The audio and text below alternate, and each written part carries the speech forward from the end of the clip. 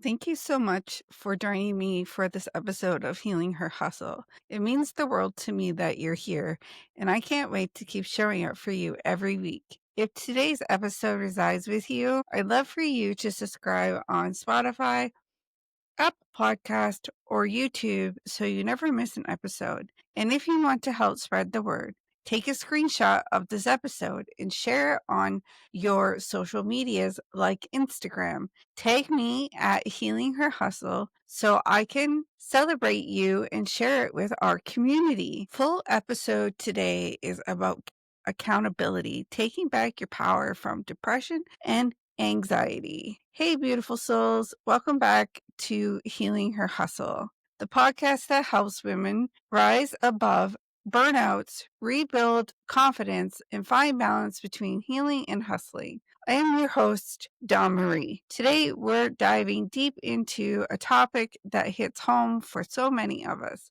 accountability, and how depression and anxiety can quickly steal it away, leaving us stuck in a circle of guilt, protection, and self doubt. If you ever said, I'll do it tomorrow, or I just can't today, and then felt shame or not following through, this episode is for you. What accountability really means. Let's start with accountability actually is. Accountability isn't punishment. It's not about perfection or control. It's ownership, the ability to take responsibility for your actions, your choices, and your energy without beating yourself up. It's saying, yes, I made that decision and I can make a new one right now. It's understanding that you're not a victim of your emotions, but also not ignorant, ignoring them. True accountability is empowerment, self-awareness. It's the bridge between irritability and results, between I wish and I did. How depression and anxiety steal accountability. Now, here's where things get tricky, because when depression and anxiety show up, they hijack that sense of control. They whisper things like, what's the point? You're failing anyways. You don't even have the energy anymore. And slowly, they convince you that taking accountability isn't possible, or that you're too broke, too tired, too late. Here's the truth: depression and anxiety destroy your perspective on what you're capable of. They make you forget that you have power, that you have choice. They pull you into a fog where survival mode replaces growth mode. When you're in that space, it's not that you're lazy or unmotivated.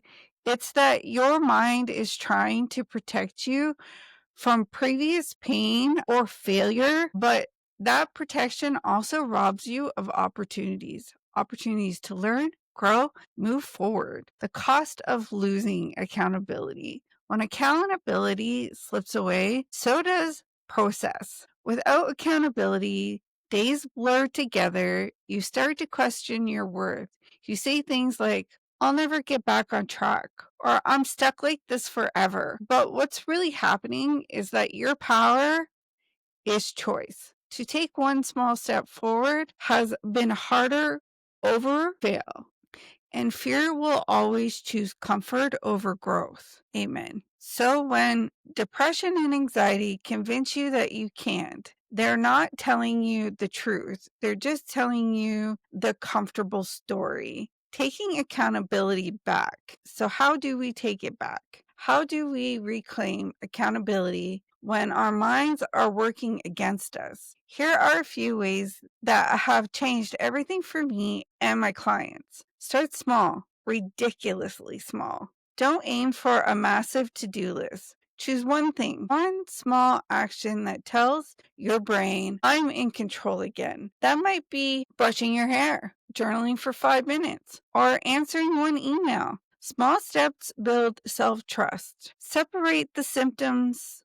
from the self. Depression and anxiety are conditions, not character flaws. When your brain says you're failing, respond with, no, my anxiety is speaking. I'm still capable. Self-compassion as accountability. Accountability doesn't have to sound harsh. It can sound like, I didn't get everything done today, but I showed up as best as I can, and that counts. Find your anchors, whether it's a morning routine, journaling, therapy, coaching, or community. Create anchors that build you back when your mind started drifting. Talk to yourself like a leader, not a critic.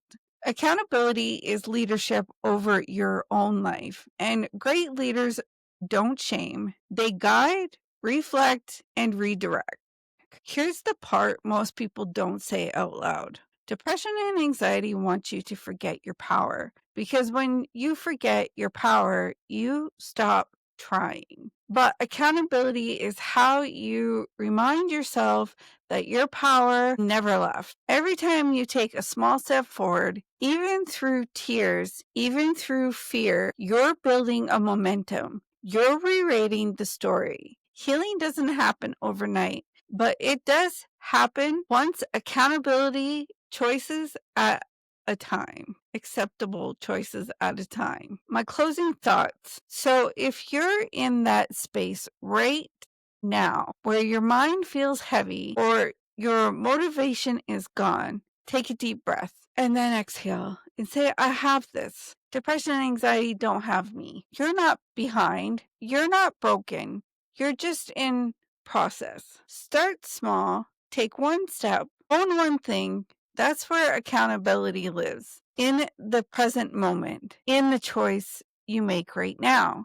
You deserve to succeed. You deserve to heal your hustle. Thank you for tuning into Healing Her Hustle. If this episode spoke to you, please share it with another woman who needs to hear that she still holds her power. Follow and subscribe on Spotify, Apple Podcast, or my YouTube channel. And don't forget to leave a review to help more women find our community. Until next time, stay grounded, stay gentle, and keep healing your hustle. And I hope that you enjoyed today, and I send you off with love and light.